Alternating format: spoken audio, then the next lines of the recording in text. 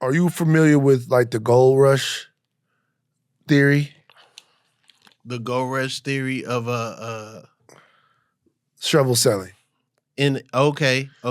Yeah, you've heard of this. Yeah. It's like 1849 in the Bay Area. right. So the gold rush happens, and you go out there to find gold to strike gold. Right. You might strike gold, you might not strike gold. Yeah. But you know who always makes money?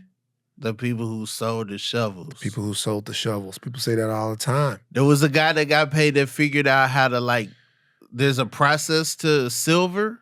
Mm-hmm. And there was a guy that found a ton of silver and made a lot of money in the gold rush. Because everybody looking for gold.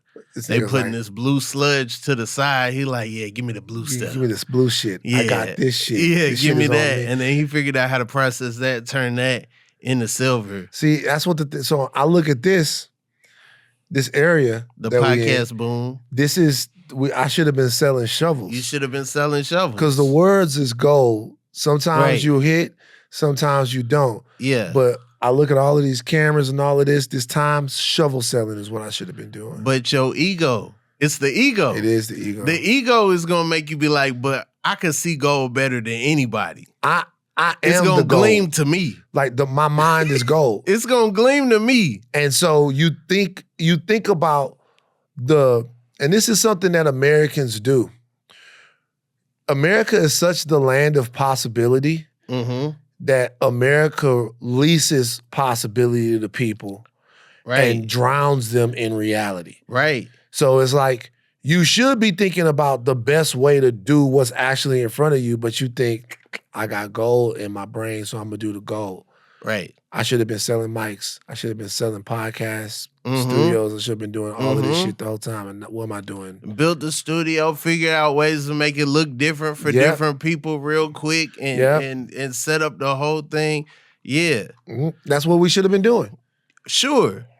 But Van Lathan, you don't got to worry about that, man. You popping out here in these podcast streets. Maybe. Come on, man. Maybe. Oh, shit. See, we got Van Lathan in the building. It's the Inconsistent Podcast with Rob Haze.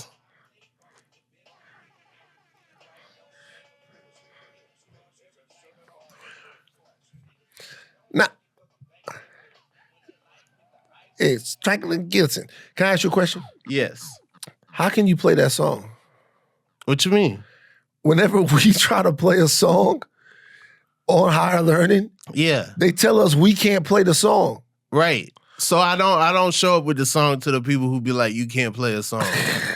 But there's some other people that they just, they cool. So yeah, if you cool, I'm cool. That's what the fuck. If you're not cool, then you just hear see me bobbing my head. I want to play songs too, bro.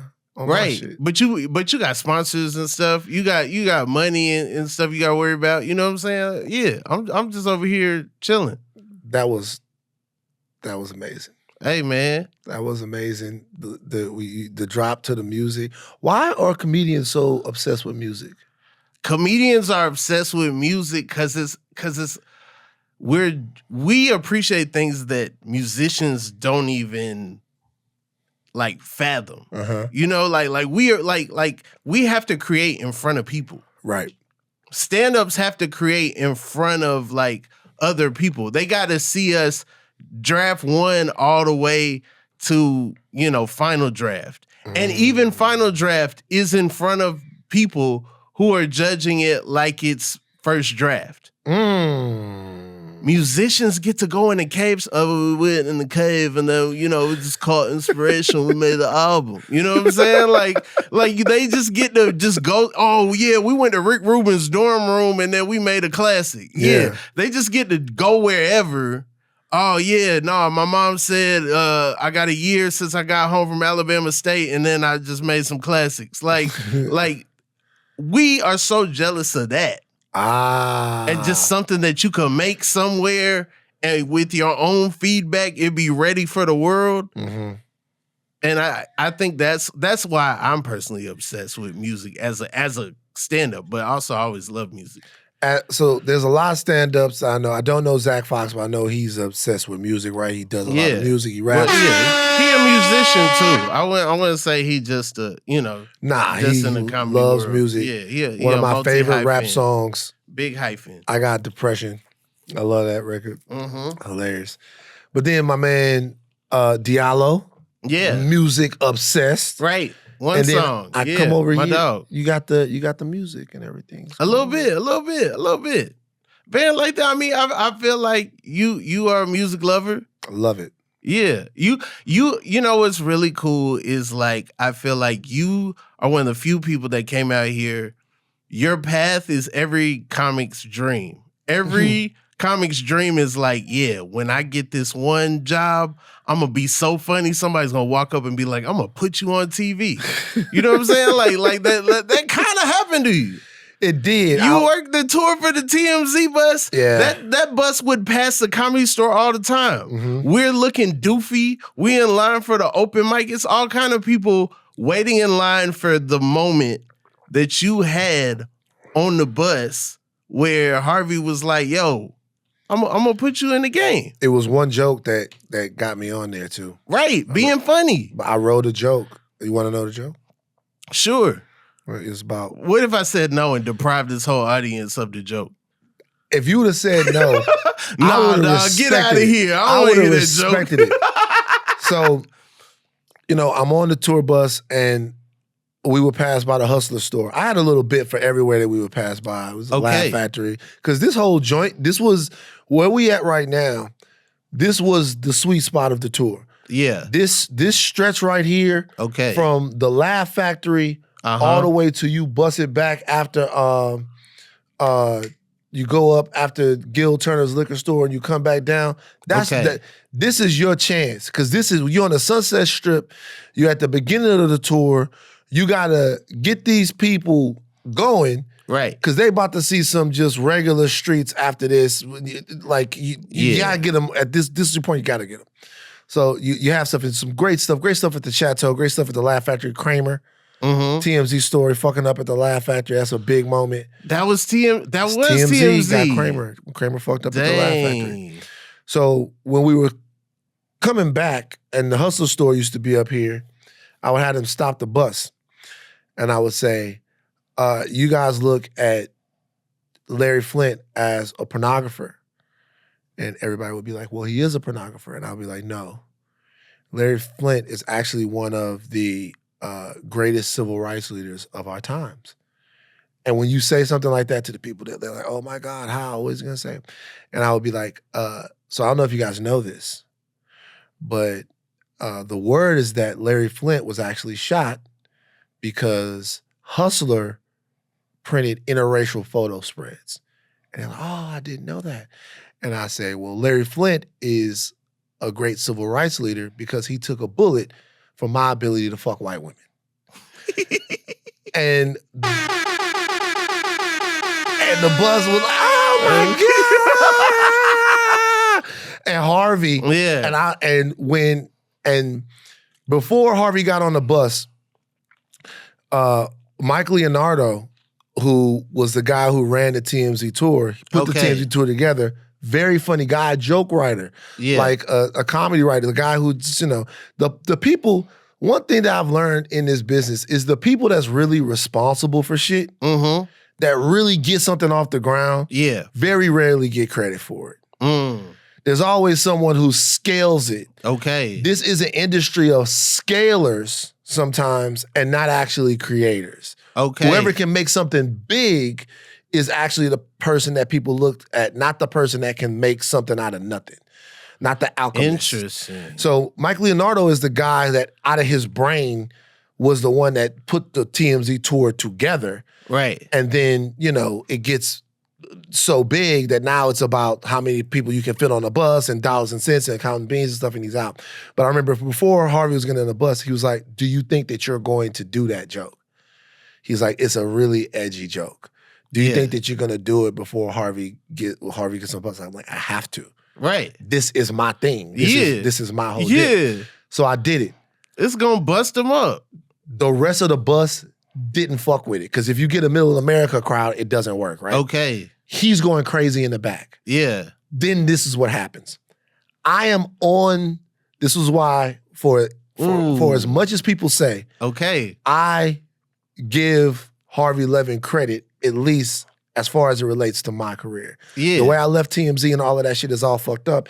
If you talk to 10 people from TMZ, they might have 10 different horror stories about Harvey. Yeah. But I learned a shit ton, and he did a lot from my career. I'll say that. Yeah. So the first day I'm in the office, he comes up to me after that joke, after that tour, and he goes, I want you to come in the office. I want you to come do the show. Come I want you to come do the show. And I'm like, cool. So people don't know, TMZ show 6 in the morning. So you got to wake up 4:30, 5 o'clock. You got to go in there. They're used to this, so everybody's wide-eyed and stuff. I'm not used to being They on look the like show. it's noon. They look like it's noon on the East Coast when we watching it, and it still look like it's noon out here. But when you see him walk out, I haven't watched the show in so long, but when you see him walk out, there's a timestamp, and that timestamp normally says like 6:30. Oh, like wow. 6:45 or something like that. It's very early. And so I'm standing there, and it just so happened on this show that they got Larry Flint, they got the guy they got Woody Harrelson's brother out. So Woody Harrelson's brother used to be around Hollywood. Yeah. Right? Woody Harrelson obviously played Larry Flint in The People versus Larry Flint. So we got Billy Oil's brother out here. Right, exactly. So he's in the movie too. He plays Woody Harrelson's brother plays Larry Flint's brother in the movie. If you watch the movie, he's in the movie too. Okay. I've only seen what's the name of that movie? The People versus Larry Flint. The People versus Larry Flint. I've only seen it once. So he's out there. He used to be a crazy guy around town in Hollywood. You see him walking up the Santa Monica stairs like on his hands. So he was always good for TMZ. And they talk a little bit about that, blah, blah, blah. And then Harvey goes, I see it in his eyes. Harvey goes, Van has a very interesting story about Larry Flint and what he means to civil rights. Completely teed me up. Teed you up. Completely teed me up. Yeah. The room looks, and I delivered a joke. Joke kills the room. That's it. Come on. That's it. And I remember I was walking out, and my man Rick Mitchell said, "Hey." Rick is another comedy writer because the TMZ show was basically a comedy show. Those packages and all of that stuff were written by people who were really talented. Yeah. That were writers in the back of the room that would write those packages. And I was walking out and Rick goes, "Hey, that's a tough room. Like, good job." He's like, that room right there, that's not an easy room. And he was right. That room at TMZ was not looking for anybody new to come in there. It's not that much camera time. That was a room full of people that I grew to love and some of my best friends, especially that decade, but it was a bunch of pit vipers in there.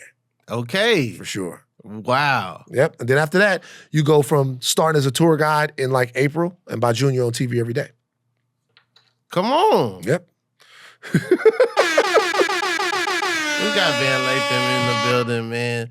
I think what's so dope is that, yes, you started out on TMZ, but we've gotten to see so many like different colors that you have to paint with, and like now we see you politically, we see you talking about movies, we see you talking about just about everything in various podcasts and whatnot. Like I finally met you in person in your cowboy hat era. Yeah. Now you got the bucket hat on. You did have the military hat. Is there a thought process with the different hats? Like where are we going? The thought process is I like a hat. A hat is like a shield to me. I put a hat on and I feel powerful. I feel ready. Right.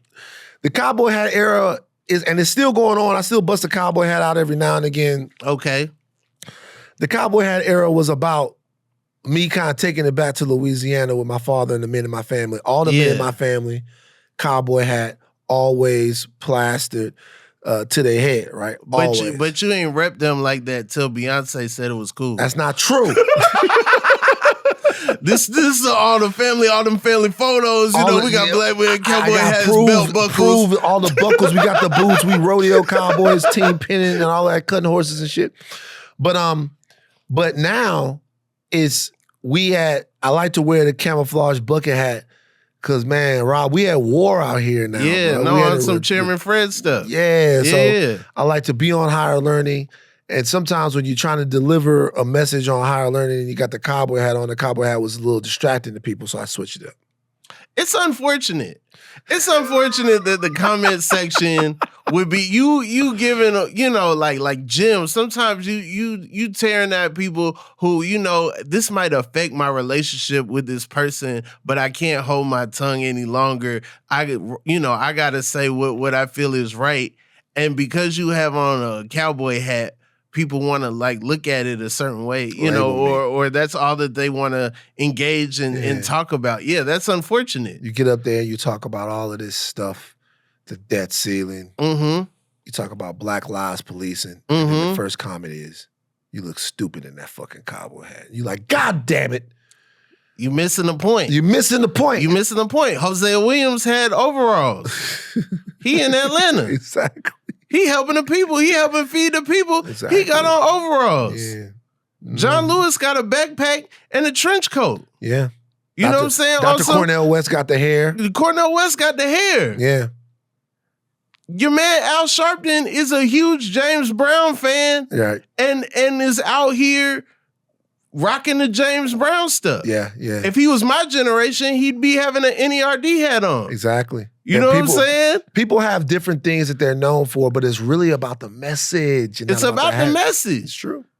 I agree. Jesse Jackson had the dashiki. Got the shiki, the afro for a while. The afro for a while. Dr. King had the hose. Come on. I'm tired of people. I'm tired of people using that against him. Yeah, it's not. It's not. He wasn't marching for marriage. Yeah, That's not what it was about. Black people were not being treated like human beings. Like y'all worried about the wrong thing. Let me tell you why there's a book by Peniel Joseph. Okay. And the book is called, Peniel Joseph is probably the foremost civil rights scholar of our time. One of them. I don't want to say. Shout out to Peniel Joseph down there in Texas. Everybody should read this book. The book is called The Sword and the Shield. Okay. And it is about Malcolm X and Dr. Martin Luther King Jr. and how when they started their public lives, they were on opposite ends of the spectrum. But Malcolm consistently got more radical. Martin consistently got more radical. And Malcolm softened just a little bit. Mm-hmm. He leaves the Nation of Islam. He obviously takes his pilgrimage to Mecca. He starts to see different Muslims and he starts to look at things in a different way, right? Yeah.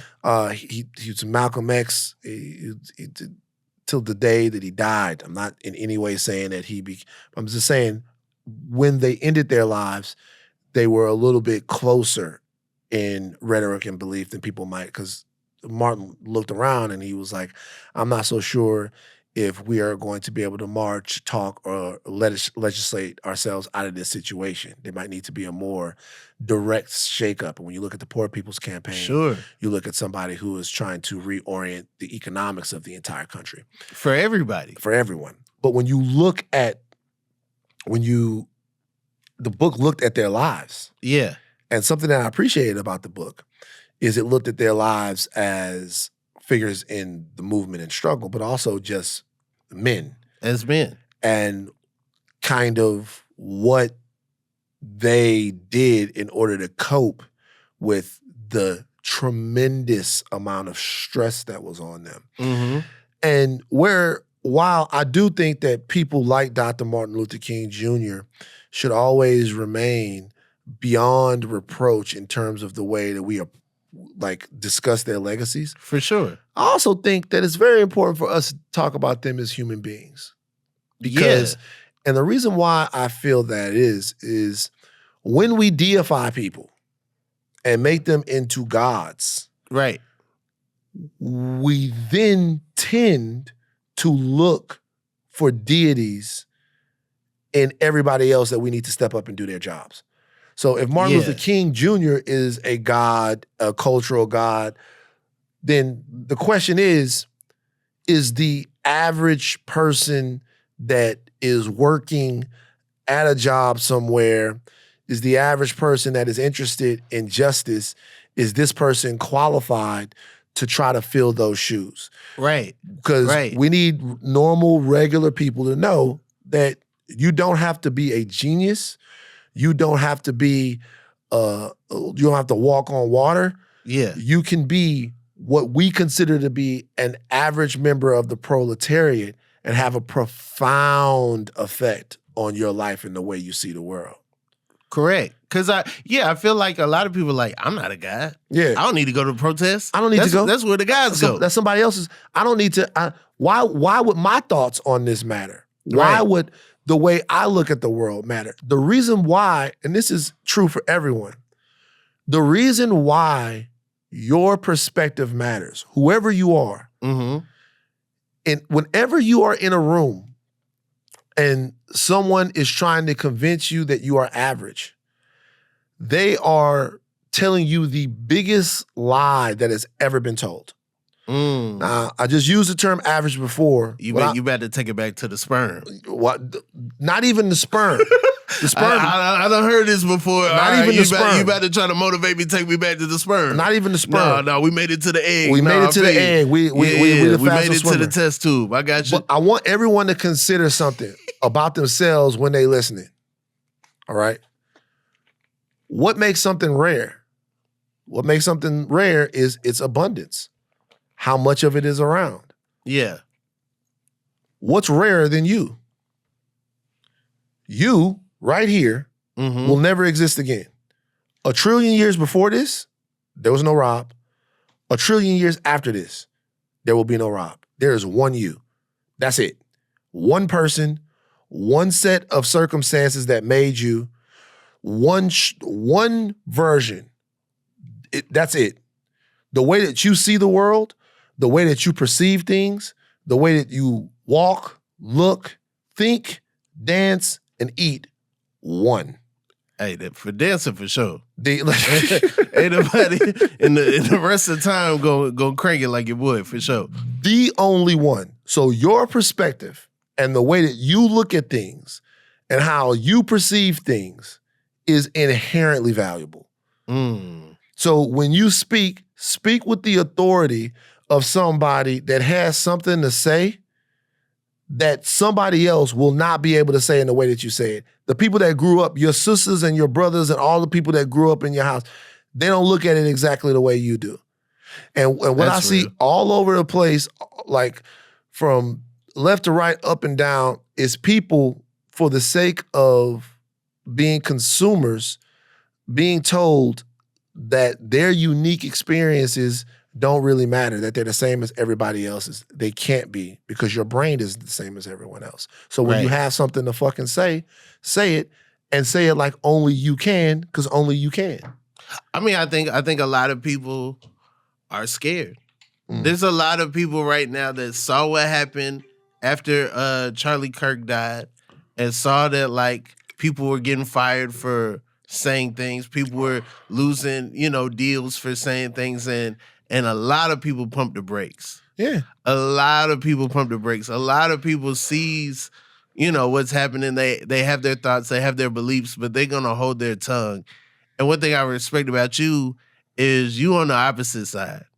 You're gonna speak it. We see you on CNN. We see you be next to the ops. Yeah. Like the cauldron. Yeah, in the cauldron. Yeah. I think it's admirable.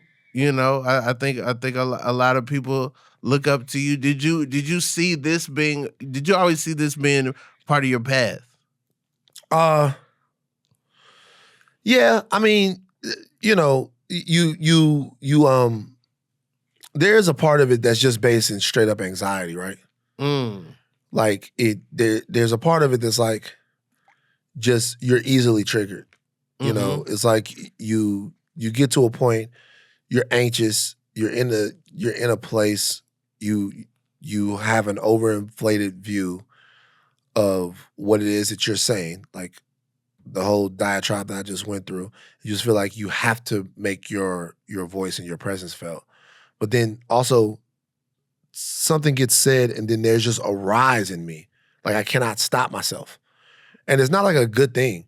Yeah. Do you know how many times the party gets fucked up?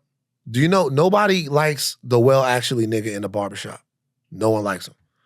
No. No one, in the barbershop, the actually nigga, nobody likes him. They going back and forth. They talking about something. Google helps. Google helps. Right. The actually kind of got a lifeline with Google because now people can look it up. AI kind of on the other side because AI designed to make you right. Right. So you know, but like, you know, it's it like, muddies things. Hey man, just to let y'all know, blah, blah, blah. Shut up, man. Shut up. God, can't we just talk shit? I just want y'all to talk shit and you know want it to be accurate. Shut up. I don't like when stuff be brewing and it's like y'all missing key ingredients. Right. Y'all are already taking stuff levels and it's like, whoa. Before we get started with that, there are some facts that we know. There's common knowledge and some things that we know. Let's just establish a baseline of truth so that we can discuss things. And then we know what? Then we can argue truth as we see it and interpret it and what is truth. And now we're having interesting conversations. Mm-hmm. What is not interesting is dispelling lies all day, which honestly is what a lot of those CNN shows are. A lot of those CNN shows are dealing with spin and people's alternative facts, right? And that is taxing. Like anytime you are in political traction with someone and that is the purpose of the conversation. If the purpose of the conversation is discord, then you spend your entire time being in discord. Right. And trying to figure out how to be in discord and how to look smarter and how to look sharper and how to humiliate your opponent and all of that. And it's not very useful. That type of conversation is not very useful. And when you're watching it, it is a dopamine hit. It feels good to see your side win. Yeah. But that is not in any way, the means to have substantive discussion that in some way makes people rethink the conditions that they live in. Sure. It's taking issues and it's gamifying them. Of course. And it's being like, okay, I got this side, you have that side. And I feel like there was a time where that was for people a sufficient amount of information or whatever to watch on television. I think we have access to so much more information now. We have access to so many more different viewpoints and everything that you're seeing that thought process cannibalize itself, not just in news, in sports, in everywhere where they're just gamifying. You take right, I take left, you take black, I take white, you take up, I take down, and we're just, it's a game. Right. And we hot takes and all of that stuff. Look, it's fun to watch somebody. I'm not saying it's not, they're all lit on fire about something. That's fun. That's hysterical. But like, for people that are really into whatever they're talking about, let's say it's sports. Yeah.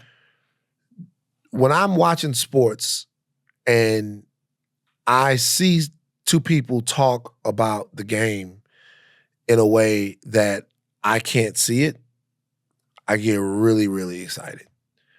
When you watch somebody when I would watch baseball with my father, the way I learned baseball, my dad would be like, now he's gonna get a pitch to hit right now. And I'd be like, why? And my dad would be like, let me tell you why. All right, so the next guy coming up, you don't want to have to pitch to him. And also, he is a lefty. This is when I was first learning the game. He is a lefty. This pitcher is a righty. This pitcher wants to make sure that he is not in the situation now to where he has to pitch to this guy. Yeah. So this guy here hits the ball here. This pitcher has a slider, a curveball, a splitter, and he has pitches that he can use against this guy, but he's down in the count. So he has to give him something that is in the strike zone to try to get him to swing, to try to generate an out before the next guy comes up. And I'm looking at the game when I'm like 8. All of that's basic baseball knowledge now. But when I'm looking at the game when I'm like 8 or 9 years old, and I'm going, wow, he's predicting the game Right. based upon situation and stuff like that. That's the useful shit to me in anything when you're talking about it that makes it, that deepens your love and appreciation of something. Sure. And that's not LeBron versus Jordan. At all. Like At all. That's just not what that is. Yeah. LeBron versus Jordan is the epitome. It epitomizes a useless sports debate. Yeah. It is a fun sports debate. It is definitely fun. At times. But it is Summer of 2016, fun. Fun. Yeah. But you feel like we've beat it into the ground. We've beat it into the ground to the point where we are ignoring the so many great things that we are seeing. Right. There's a tall ass dude in San Antonio that we are not talking about because we got to go back and forth with people's top fives. It's much more interesting to me when you're looking at the landscape of sports to discuss what Wemby is going to have to do in order to be the dominant player that his skill set denotes. Right. He got with the Monks. He got with KG. All of that. He got with Olajuwon. How does, like, he comes out, it's a dominant first week. Then they start rotating two guys at him every single time. Yeah. Making Wemby make decisions with the ball. His development is so compelling to me. Mm-hmm. But anything, like right now, what type of situation does Ja Morant have to be in for him to become, for him to make it back to being an elite basketball player? Get that coach out of here. Get that coach out of here. Ja never wanted to coach. We Ja don't like know the old him. guy. So what I'm saying, all of those things are so interesting, but we get locked into, but they demand in-depth conversation. Yeah. They demand conversation to where everybody's sitting around, and it's not that you have a take. A take is not an opinion. A take is something that you can legitimately microwave for a soundbite to sell before a commercial break. An opinion. It's a commodity. Is supposed to be something that you think and feel based upon input and knowledge that you have. And it demands conversation. A take demands a response. An opinion demands a conversation. And so to me, like when I see things discussed, whatever the fuck it is, I want to see things discussed by people who are highly educated in these different disciplines, but also super duper passionate about them. Sure. I mean, I think what's funny is there's so many athlete podcasts, right? Yeah. And the athletes are always like, well, you don't know what it's like. We played. But I've seen so many athlete opinions. It's not that different from hearing non-athlete opinions because they go in every different direction opinion-wise. The way they perceive it and express it, it's like, this is not that different than what was going on before y'all was doing podcasts. Well, and there's a reason for that. One of the reasons for that is because, like, the conversation isn't tailored to what it is that, like, they know. Give you an example of something. Give me an example of something. I want everybody to watch this. Cam Newton is one of the most physically gifted athletes we've ever seen, right? Yeah. Incredible. So Cam was gigantic. And I'm a Georgia guy, and I'm saying that. He went to Florida and Auburn. I don't rock with neither of them. He is shout out Bland Junior College too. Don't leave Bland out. Bland. Okay. Bland. Shout out to Bland. Shout out to Bland. Yeah. Anyway, so Cam, 6'4", 6'5", 4.5 40. Yeah. Strong arm, incredible body control, all of that stuff. You look at Cam and you go, he just overwhelms people with his athleticism. Right. And that's why he's successful. So there was this whole thing, I know you saw it. Mina Kimes was talking about the fact that you could beat quarters coverage. And I don't know if you saw this. So Mina Kimes was on ESPN. Sure. And she was talking about some situation that happened in an NFL game. And she said you could beat quarters coverage over the top. And then Coach Jason Brown, who used to coach one of the teams that was on the show Last Chance U, Okay. The coach that would yell and whatever. It was very funny, was on the show. He's kind of a dickhead on his podcast, and he chose to be a dickhead when he was talking about Mina Kimes, right? Yeah. If he disagreed with her, that's one thing. But he was like, go make me a sandwich and all of that misogynist ass shit. Right. And he said that you cannot beat Quarters, like Quarters doesn't have a weakness over the top. Okay. And so he went to the whiteboard and he drew it up. Mm-hmm. Cam Newton weighed in on this. Mm-hmm. But the way that he weighed in on it was he drew up the play. He went to the whiteboard and he drew it up. Yeah. He drew up the defense and talked about the concepts in the defense. Yeah. He drew up the offense. He gave the nomenclature. He told what an XY, what an X was, what a Z was. Yeah. Like, he gave the routes that you was going to have to run. He gave variations of plays that would hold the different linebackers and stress the safeties and the corners in the coverage. And he drew all of this up, right? That's not what he's asked to do. Right. When he's on a sports show, that's not what he's asked to do. Yeah. When you are they don't even got a board. When you are on when you are an athlete, ain't even no drag race marker on that show. When you are an athlete and you are on these shows, a lot of times you are not asked to do the thing that you can do, which is talk directly about schemes, functions. You're asked to talk about basketball culture. Yeah. You're asked to talk about football culture. Yeah. You're not asked to talk about basketball and football, because if they did that, their expertise is so far advanced to most pundits that are talking about this stuff, they would not be speaking the same language. People love Marcus Spears. They love Ryan Clark. These guys are phenomenal communicators. Yeah. If, in fact, there was a straight X's and O's conversation between those guys and other guys around them that had mics that never played, there would be no conversation. Like, there would be no way for them to communicate with them, because if you put somebody in the middle of a defense right now and says, okay, when all of that shit that we see that we don't know what's happening, when there's a motion in the backfield in the game, and you see a linebacker on the other side go like this, and then you see somebody rotate down and rotate over. That decision was made in a split second. Right. When I watch the game, I'm always like, okay, what are they seeing? How are they talking? Yeah. When you watch the game, where do your eyes start? Well, it depends on what the sport is, but like if I'm watching football, we're talking about football right now. If I'm watching football, it's always depends on my team was offense or defense. It starts wherever LSU is. Okay. So I'm watching like how they're lined up, the key players that I know can make plays. Yeah. I'm like, where are these guys at? Where's Whit Weeks? Where's Harold Perkins? Where's Mansour Delane?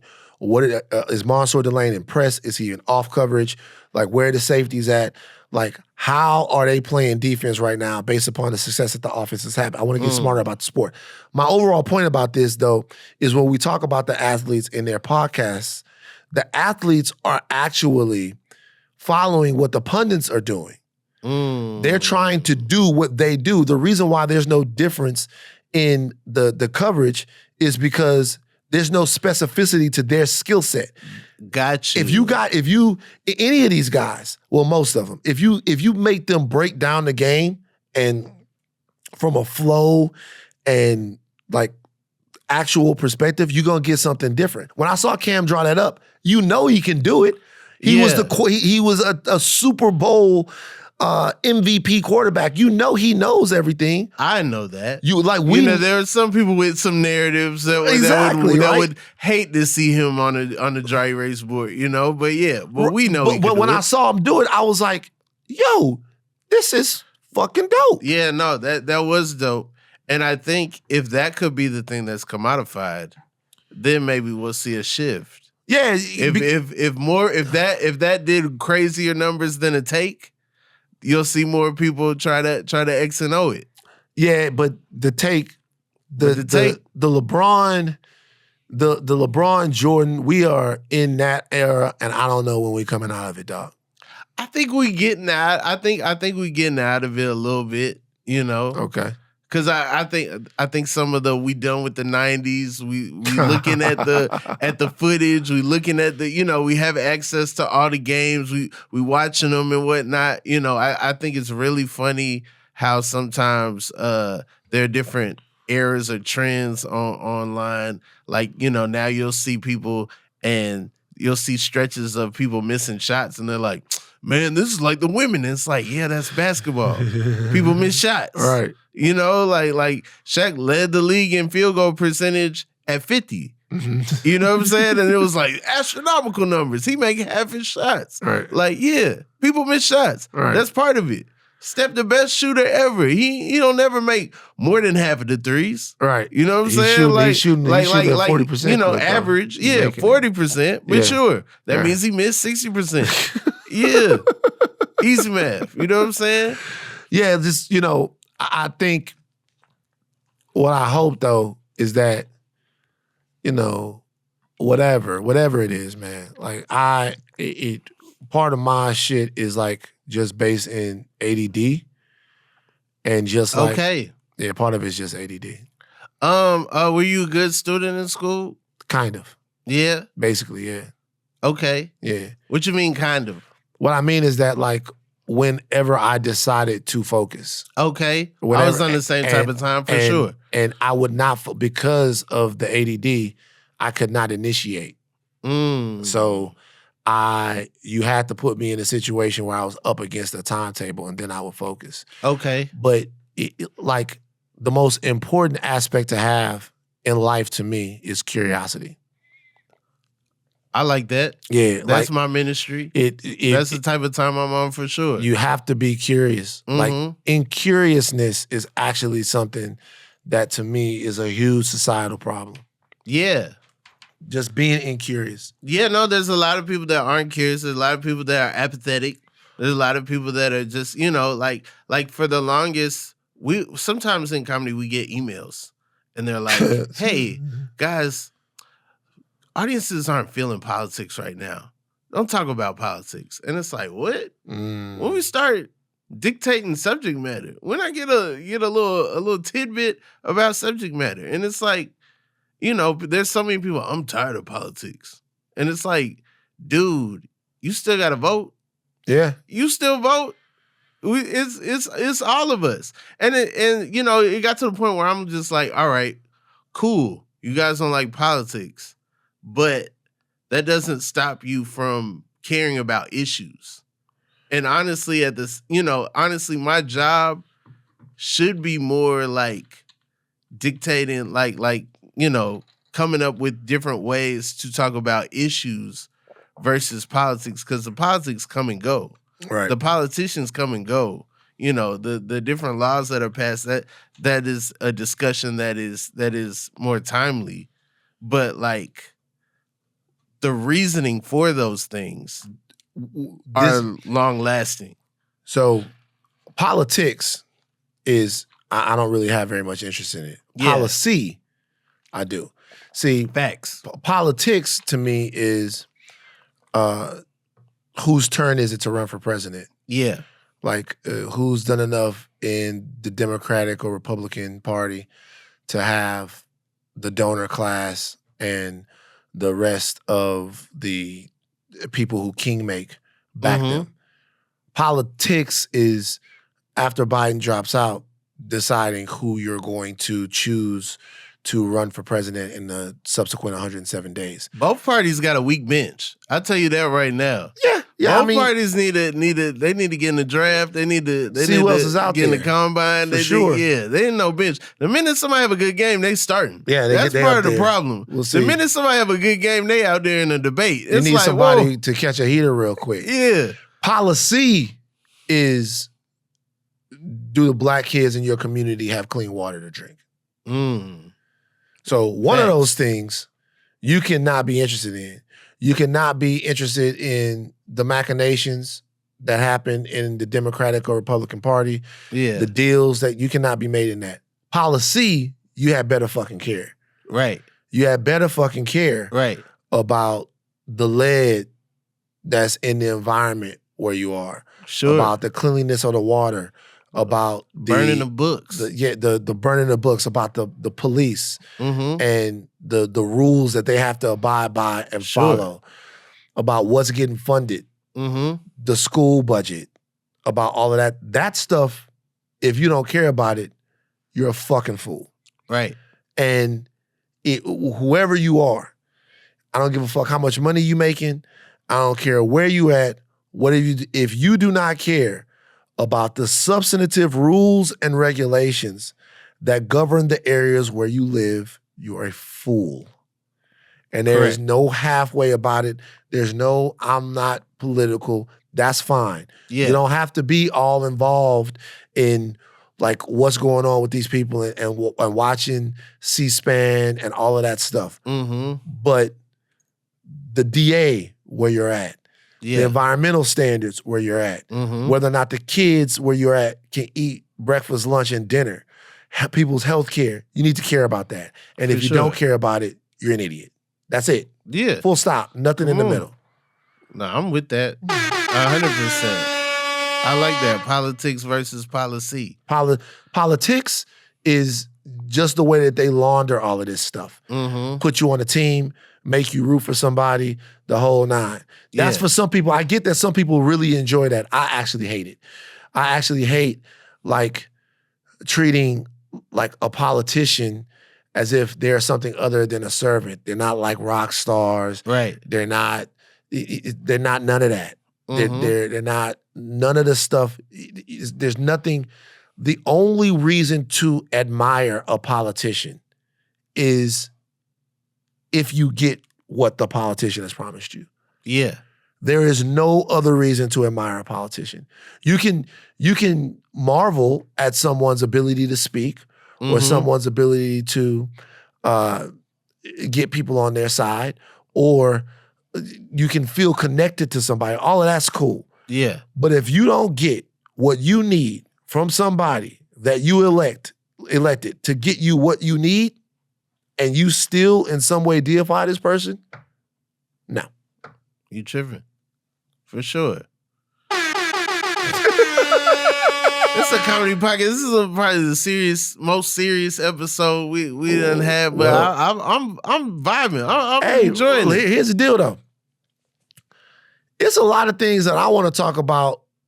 I want to know more about the comedy situation, man. Yeah. I'm interested in comedy. I'm not in doing comedy, but I'm interested in y'all lives. Okay. Y'all seem like y'all got hard lives, man, as comedians. I mean, that's how it's branded.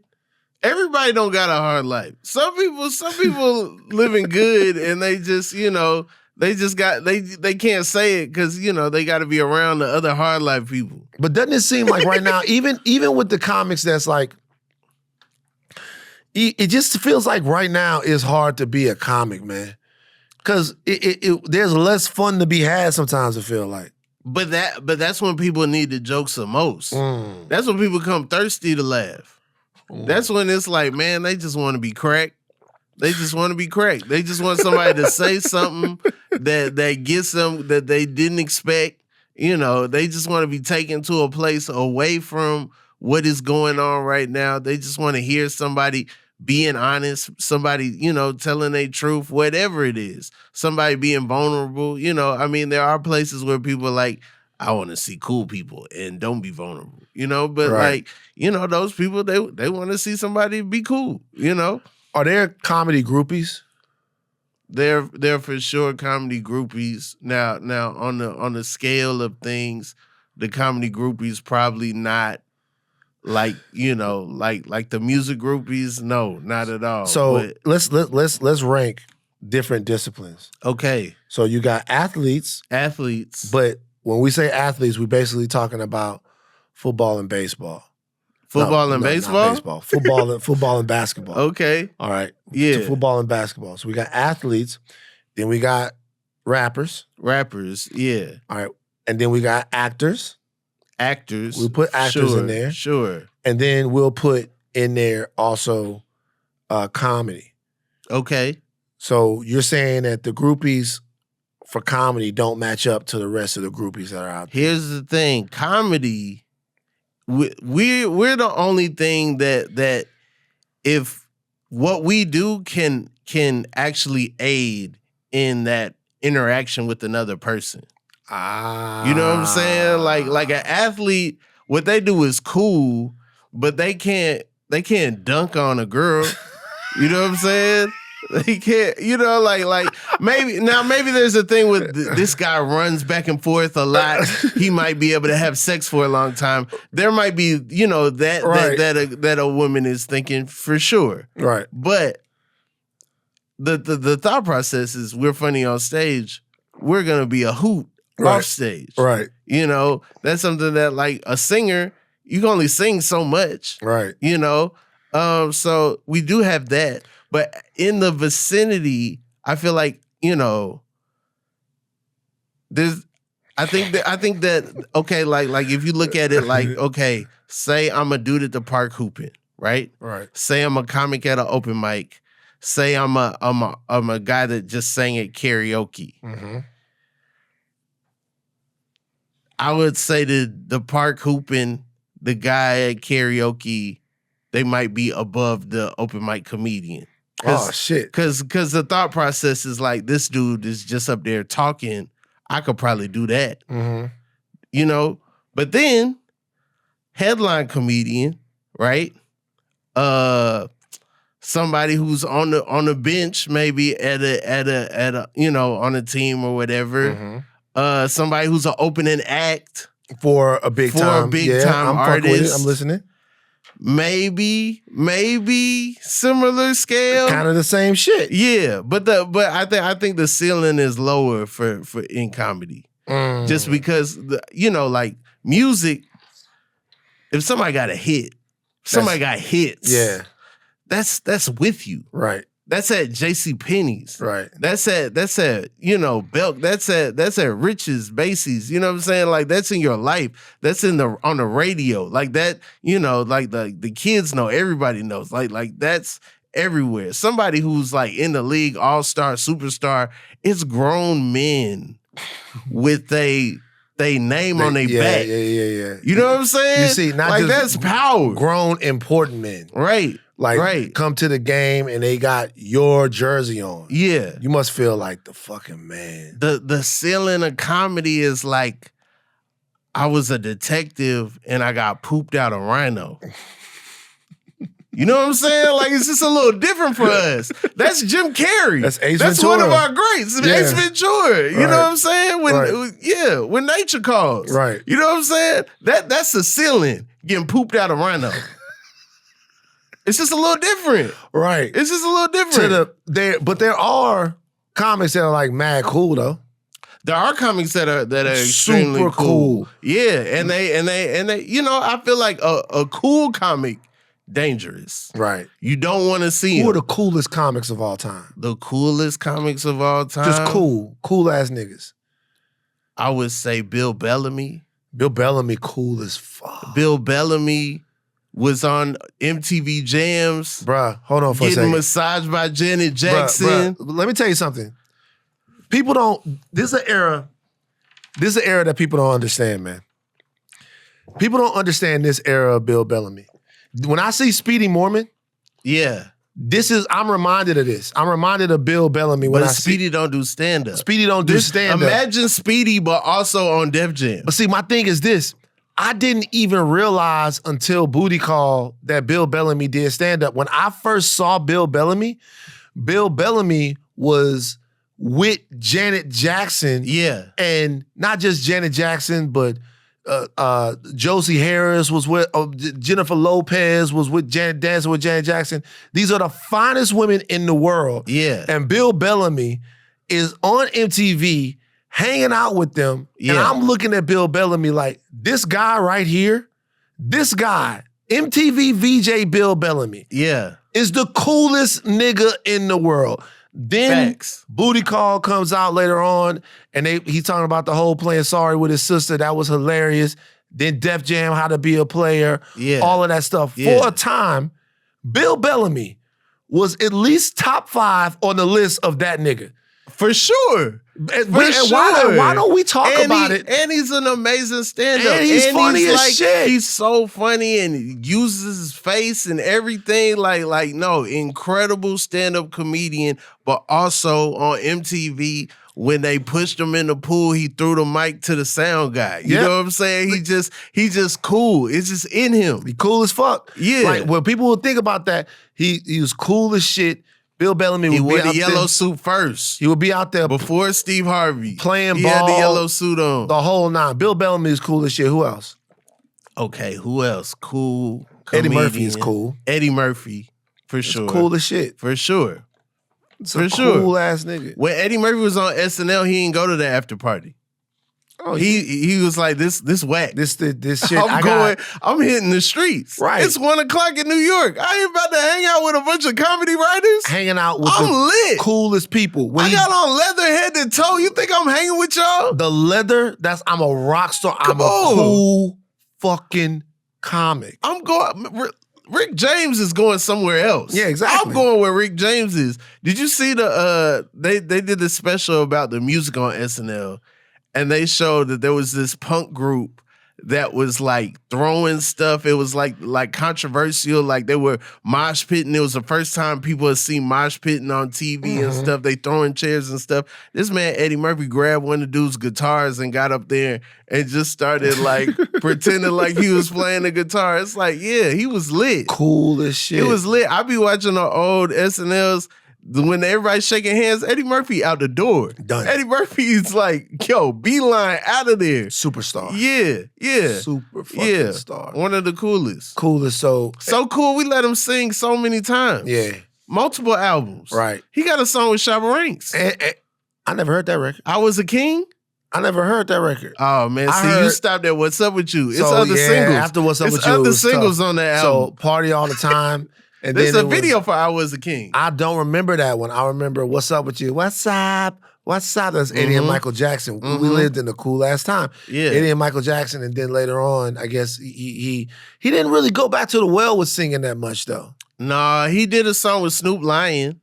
Oh, did he? Yeah. He had a song. This one he was wearing, it was like a shirt, but the hood was like part do-rag.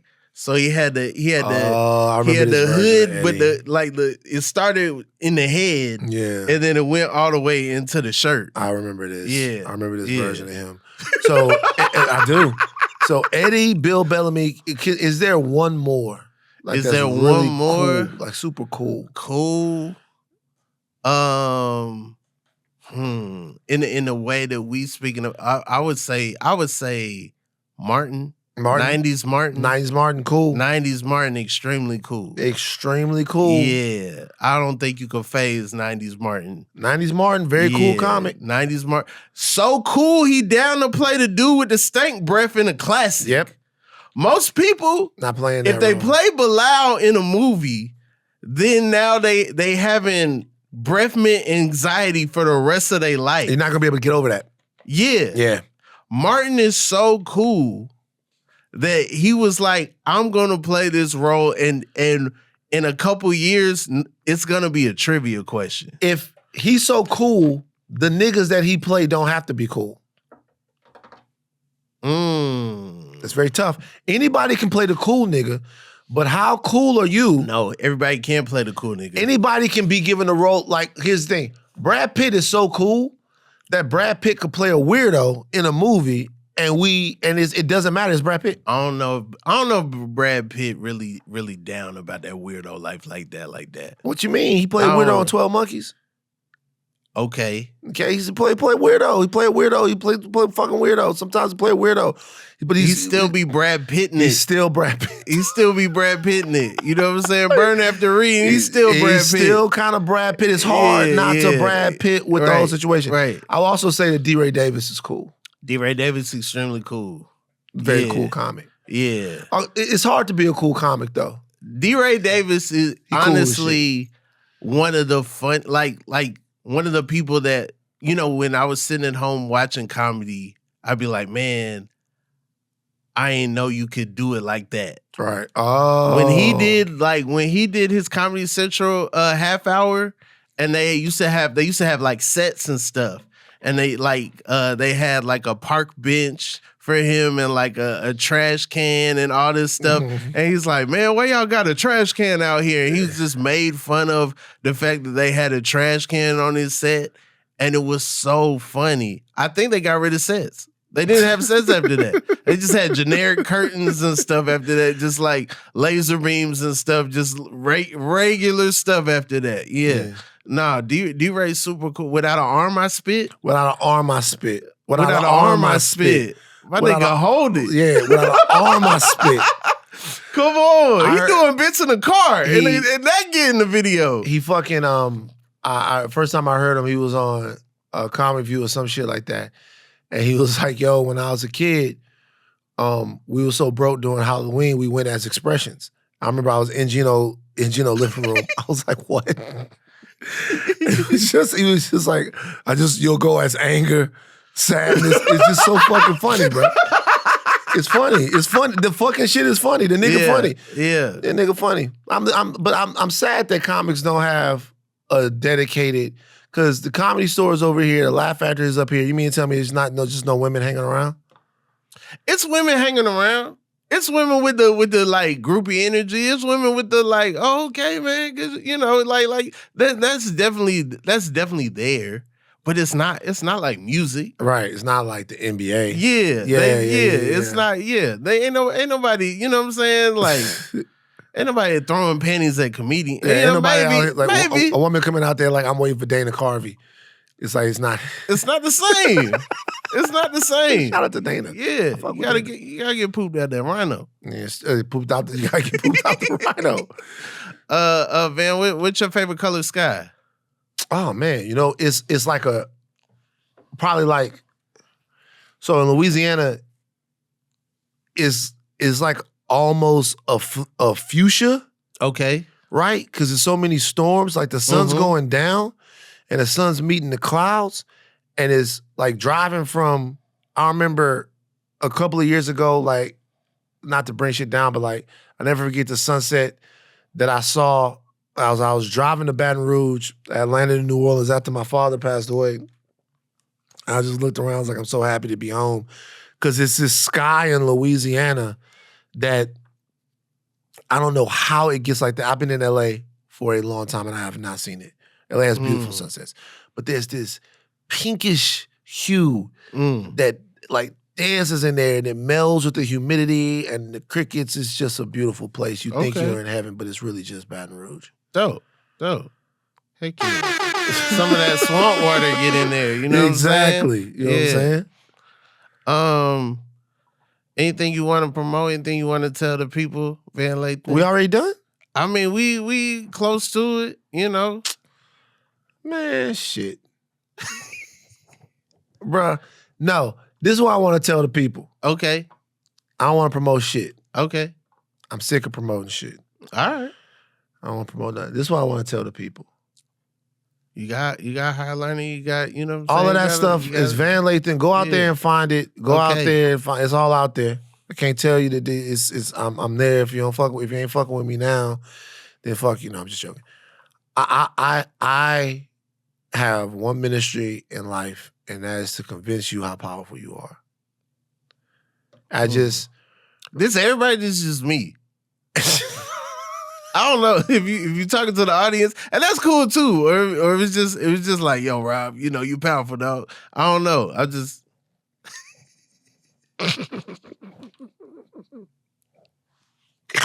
it's everyone, but that includes you. Okay, yeah, man. No doubt. I just wherever you at, whatever it is, you can change it, and they telling you can't because they need you where you are.